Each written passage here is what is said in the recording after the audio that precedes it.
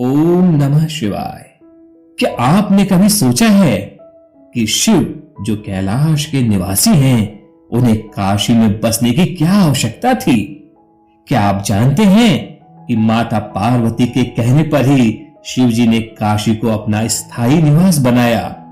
और क्या आपने सुना है कि काशी में एक भक्त की भक्ति ने कैसे महादेव को प्रसन्न कर दिया और उसकी तकदीर बदल गई? आज हम आपको इन दोनों घटनाओं को एक साथ सुनाएंगे। पहले काशी विश्वनाथ मंदिर की स्थापना की कथा, फिर एक भक्त की अद्भुत भक्ति की गाथा। तो भक्तों, मन और आत्मा को एकाग्र कर अपनी श्रद्धा के सागर में गोता लगाइए, क्योंकि हम आपको एक ऐसी कथा सुनाने जा रहे हैं जो आपके हृदय को शिव भक्ति में डुबो देगी। महादेव का स्थान कैलाश पर्वत है। वहां वे अपनी तपस्या में लीन रहते हैं, योग साधना में तल्लीन रहते हैं। लेकिन माता पार्वती को हमेशा यह बात खलती थी कि उनका कोई स्थायी घर नहीं है। एक दिन माता पार्वती ने भोलेनाथ से कहा, प्रभु, आपने सृष्टि के कण कण में अपना वास कर रखा है, किंतु मेरा मन यह सोचकर उदास हो जाता है कि हमारा कोई स्थायी घर नहीं है। मैं चाहती हूं कि हमारी एक ऐसी नगरी हो जहां आप सदा के लिए निवास करें। महादेव मंद मंद मुस्कुराए। वे तो विरक्त हैं, संसार के मोह से परे, लेकिन माता पार्वती के प्रेम और आग्रह को वे कैसे टाल सकते थे? उन्होंने माता से कहा, हे देवी, यदि तुम्हारी यही इच्छा है तो मैं तुम्हारे लिए एक ऐसा स्थान खोजूंगा जो न केवल हमारा स्थायी निवास होगा, बल्कि वहां आने वाला हर प्राणी मोक्ष प्राप्त करेगा। इसके बाद शिव जी ने संपूर्ण पृथ्वी का ध्यान पूर्वक निरीक्षण किया और अंततः उन्हें गंगा के तट पर स्थित एक दिव्य स्थान मिला, काशी। काशी जहां काल भी ठहर जाता है। काशी वह स्थान है जहां स्वयं शिव ने अपनी शक्ति स्थापित की। यह एकमात्र ऐसा क्षेत्र है जहां मृत्यु के बाद भी जीव बंधनों से मुक्त हो जाता है। यहां तक कि स्वयं यमराज भी काशी में किसी की आत्मा को बंधन में नहीं रख सकते। शिव जी ने स्वयं घोषणा की, जो भी काशी में निवास करेगा मैं उसे मोक्ष प्रदान करूंगा। जो काशी में प्राण त्यागेगा वह मेरे त्रिशूल पर चढ़कर सीधा कैलाश आएगा। और इसी कारण से काशी को मोक्ष नगरी भी कहा जाता है। फिर महादेव ने स्वयं वहां ज्योतिर्लिंग की स्थापना की, जिसे हम आज काशी विश्वनाथ के नाम से जानते हैं। यह लिंग साक्षात शिव का रूप है और यहां स्वयं महादेव अपने भक्तों की सभी मनोकामनाएं पूरी करते हैं। माता पार्वती अत्यंत प्रसन्न हुई। अब शिव जी केवल कैलाशवासी नहीं बल्कि काशीवासी भी बन गए।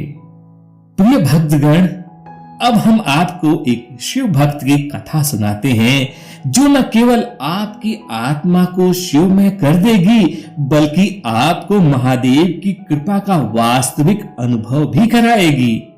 यह कथा केवल एक पौराणिक घटना नहीं, बल्कि स्वयं शिव जी के चमत्कारों का जीवंत प्रमाण है। इसे सुनने मात्र से आपके समस्त पाप समाप्त हो जाते हैं और अकाल मृत्यु का भय नष्ट हो जाता है। तो चलिए प्रारंभ करते हैं यह चमत्कारी कथा। काशी की पवित्र नगरी में एक निर्धन ब्राह्मण रहता था। भले ही उसके पास धन संपत्ति न थी, लेकिन उसकी सबसे बड़ी पूंजी थी उसकी अडिग शिव भक्ति। हर भोर वह उठकर गंगा जी में स्नान करता, जल भरकर बाबा विश्वनाथ के दरबार में जाता और बड़ी श्रद्धा से शिवलिंग पर जलाभिषेक करता। उसका एक ही अरमान था, एक संतान। वर्षों से वह भोलेनाथ से यही वरदान मांग रहा था।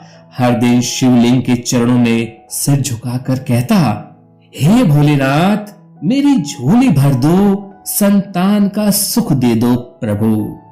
लेकिन विधि का विधान देखिए, उसकी झोली खाली ही रही। ब्रह्मा, विष्णु और महेश के विधान को कोई नहीं समझ सकता, लेकिन भक्त की पुकार कभी व्यर्थ नहीं जाती। भगवान शिव भक्त की श्रद्धा की परीक्षा लेना चाहते थे। एक रात ब्राह्मण को स्वप्न आया। शिव जी स्वयं प्रकट हुए और बोले, वत्स, मैं तुम्हारी भक्ति से प्रसन्न हूं, लेकिन तुम्हें एक कठिन निर्णय लेना होगा। तुम्हें 2 विकल्प देता हूं, एक संतान जो केवल 5 वर्ष तक ही जीवित रहेगी लेकिन महान विद्वान होगी, और दूसरी संतान जो दीर्घायु होगी लेकिन अनैतिक कार्यों में लिप्त रहेगी। ब्राह्मण धर्म संकट में पड़ गया। संतान का सुख चाहिए था, लेकिन अधर्मी संतान उसे स्वीकार नहीं थी। उसने सोचा, 5 वर्षों के लिए ही सही, लेकिन मैं शिव जी के आशीर्वाद को अस्वीकार नहीं कर सकता। अगली सुबह उसकी पत्नी से परामर्श कर उसने शिव जी से प्रार्थना की, हे महादेव, हमें विद्वान संतान दीजिए, भले ही उसका जीवन छोटा ही क्यों ना हो। भोलेनाथ ने मुस्कुराते हुए कहा, तथास्तु। समय बीता और ब्राह्मण के घर एक पुत्र का जन्म हुआ। पूरा परिवार आनंदित था, लेकिन उसके हृदय में कहीं ना कहीं भय भी था। हर गुजरते वर्ष के साथ यह घड़ी पास आती जा रही थी जब उसके बेटे की आयु पूर्ण हो जाएगी। 5वां वर्ष निकट आ गया। ब्राह्मण और उसकी पत्नी की बेचैनी बढ़ने लगी। पुत्र का जन्मदिन था, लेकिन वह जानते थे कि यह मृत्यु का दिन भी हो सकता है। वे पूरी रात जागते रहे, अपने भाग्य को कोसते रहे, लेकिन ब्राह्मण ने हार नहीं मानी। उसे एक उपाय सूझा। उसने अपने बेटे को गंगा जी के तट पर ले जाकर बैठा दिया और कहा, बेटा, जो भी साधु संत आए उसके चरण स्पर्श करना और उनसे आशीर्वाद मांगना। रात के 3रे पहर से ही संतों का आगमन शुरू हुआ। बच्चा हर साधु के चरण छूता गया और सभी उसे आशीर्वाद देते गए, आयुष्मान भव। इतने में सप्तऋषि भी वहां से निकले। जब बच्चे ने उनके चरण स्पर्श किए तो उन्होंने भी अनजाने में उसे वही आशीर्वाद दे दिया, आयुष्मान भव। अब संकट गहरा गया, क्योंकि सप्तऋषियों का आशीर्वाद कभी व्यर्थ नहीं जाता। ब्राह्मण प्रसन्न हुआ, लेकिन सप्तऋषि चिंता में पड़ गए। अरे, हमने यह क्या कर दिया? यह बच्चा तो सुबह होते ही मृत्यु को प्राप्त होने वाला था। हमने इसे दीर्घायु का आशीर्वाद दे दिया। अब शिव जी का आदेश कैसे टलेगा? सप्तऋषि बालक को लेकर तुरंत ब्रह्मा जी के पास पहुंचे और उन्हें पूरी कथा सुनाई। ब्रह्मा जी भी असमंजस में पड़ गए, लेकिन वे भी किसी को दिए हुए आशीर्वाद को टाल नहीं सकते थे। उन्होंने सोचा, इसका हल केवल विष्णु जी ही निकाल सकते हैं।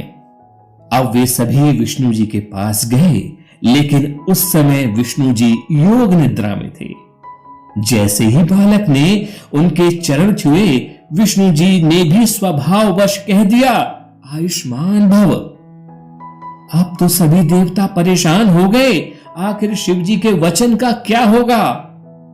अंततः सभी कैलाश पहुंचे। शिव जी ध्यान मग्न थे। बालक उनके चरणों में गिर पड़ा और जैसे ही उसने महादेव के चरण स्पर्श किए, भोलेनाथ ने भी कहा, आयुष्मान भव। अब विष्णु जी, ब्रह्मा जी और सप्तऋषियों ने महादेव से कहा, प्रभु, आपने ही इस बालक को 5 वर्ष की आयु दी थी, लेकिन अब इसे अनजाने में सभी ने दीर्घायु होने का आशीर्वाद दे दिया है। अब आप ही इसका निर्णय करें। शिव जी मुस्कुराए और बोले, यह मेरे ही नियमों का खेल था। जब कोई भक्त सच्चे मन से मेरी शरण में आता है तो मैं स्वयं उसकी तकदीर बदल देता हूं। यह बालक अब दीर्घायु रहेगा और महान विद्वान बनेगा। तो भक्तजनों, इस कथा से हमें शिक्षा मिलती है, जब हम पूर्ण श्रद्धा और विश्वास के साथ शिव जी की आराधना करते हैं तो वे स्वयं हमारे भाग्य को संवार देते हैं। भक्तों, यदि आपको यह कथा पसंद आई हो तो कमेंट में हर हर महादेव अवश्य लिखें और सोहम सनातन चैनल को सब्सक्राइब जरूर करें। ओम नमः शिवाय।